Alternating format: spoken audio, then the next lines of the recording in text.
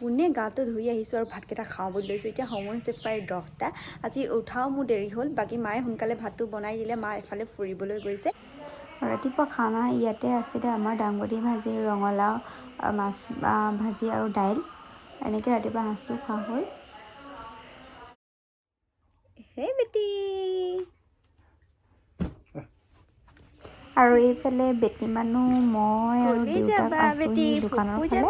তাই আলিত অকণমান ওলাই ফুৰিছে। ৰাস্তাই যোৱা মানুহবোৰ চাই আছে। আজি আকৌ গাঁৱতে এখন শান্তি বিয়া আছিল আৰু সেই ভাবিলোঁ বিয়াখন খাই আহোঁ। যিহেতু আজি মাও গৈছে এফালে, আমিয়ে যাব লাগিব আৰু বেটি, মই, হাজবেণ্ড। আৰু মই পিন্ধিছোঁ এযোৰ মিক্স পাটৰ কাপোৰ। এই কাপোৰযোৰ মোক দিছিল মোৰ নন্দাই, যেতিয়া সিহঁতৰ ঘৰত মই প্ৰথমবাৰ বিয়া হৈ গৈছিলোঁ তেতিয়া মোক দিছিল। বছৰে পাৰ হ'ল আৰু এতিয়া পিন্ধিছোঁ। এতিয়া বিয়া ছিজন আহিছে, ভাবিলোঁ গাঁৱতে যেতিয়া এই চিম্পলকৈ ওলাই মেলি যাওঁ আৰু এযোৰ পিন্ধি। আৰু এয়া জুৱেলাৰীডাল পিন্ধিছোঁ মই, বাই দিছিলে মোৰ বহুত আগতেই দিয়া, আজি পিন্ধিলোঁ আৰু। বিয়াঘৰ আহি পালোঁহি আৰু এয়া কইনাজনীক দেখুৱাই দিছোঁ, লগতে তাইৰ বায়েক আছে লগত। বিয়া খাই মেলি আহিলোঁ আৰু এয়া চাওকচোন হাজবেণ্ডে কি কৰি আছে।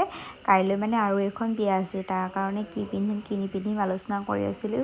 তেনেতে মায়ে আৰু হাজবেণ্ডে ক'লে পাটৰ কাপোৰে পিন্ধি যা। বিয়াখনো দূৰত খাবলৈ যাম যে, সেইকাৰণে ভাল কাপোৰযোৰ পিন্ধি যাব দিছে। আৰু কাপোৰ নিজে আনিও ইস্ত্ৰি কৰি দিছে, কাইলৈ যাতে মোৰ লৰালৰি নহয়। বহুত দেৰি হৈ গ'ল আৰু বেছি ভিডিঅ' কৰাও নহ'ল। আৰু আজি ভিডিঅ'টো ইমানেই। আকৌ লগ পাম নতুন এটা ভিডিঅ'ত। Bye bye.